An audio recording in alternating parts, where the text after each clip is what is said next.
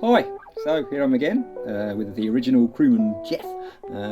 It's the 20th of October 2022 and we're having another little tinker and a little play with the SumpThing fighting machine. In part one we dragged it out of the bushes, we put on some power and yeah, it was quite successful. After 17 years the wheels went forwards and backwards and they're both driven at the same time, so all the motors worked and solenoids worked and radio gear worked, and it was yeah, happy days. So today we're having another go, as I previously said,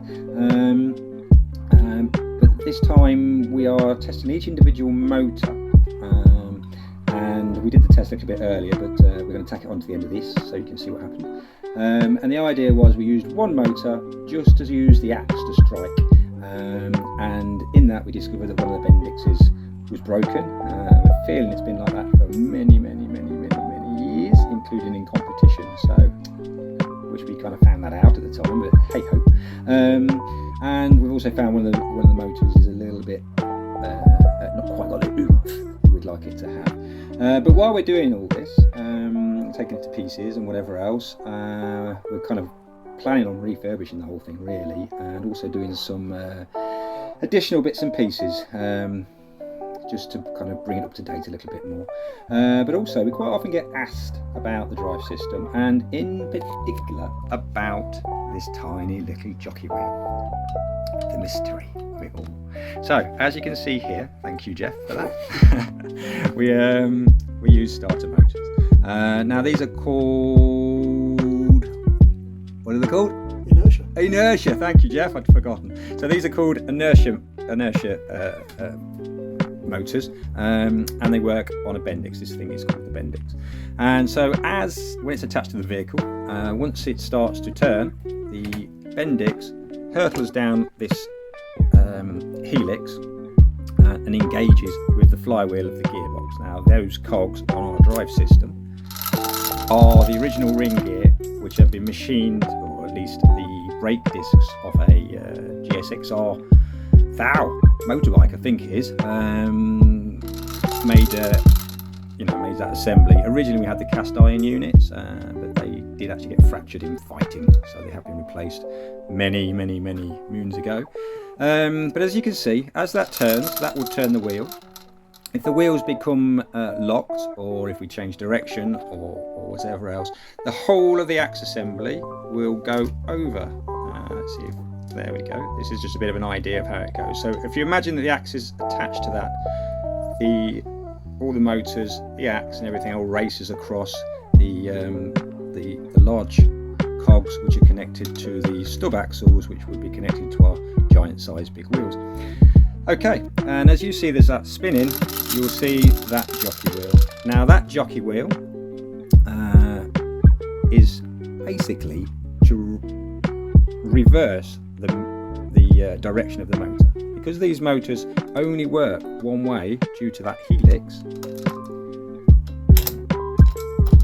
we can't reverse them. Even if we wanted to do it electronically, they're not really designed to run in reverse. Partly because because that helix wouldn't work, so they'd not engage, and partly because the way apparently the windings and brushes are set up, they're optimal for the particular rotation that they're designed to be. Yes, so that's explained a little bit more about the motors and the way the drive and axe system works. Obviously we've got 2 reverse motors and 2 forward motors, one on each side. Explain now why it's done like that. In some ways I suppose it is a shame that we haven't got 4 motors in forwards and 4 motors in reverse, because it'd be twice as powerful. But it does at least give the motors time to cool down, especially as we're using 24 volt on occasion, and these are 12 volt motors, so they do get a little bit warm. Apparently they've got a stall power of about 500 amps, which is crazy. And the other thing is, of course, if we do lose a motor, we've only lost a quarter of the drive, rather than, we can still move around relatively okay, or we can prioritise and rebolt things around if we need to. All part of the survivalist sort of idea. In any case, without no further ado, we're going to go on and show the video of the axe stroke motor test from earlier.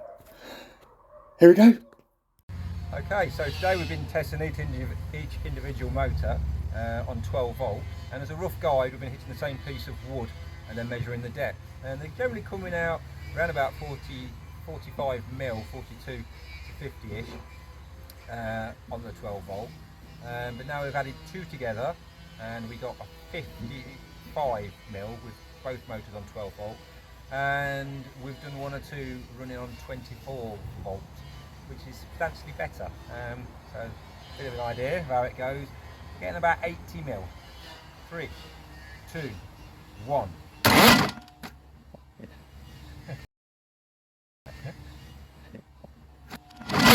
No, just here.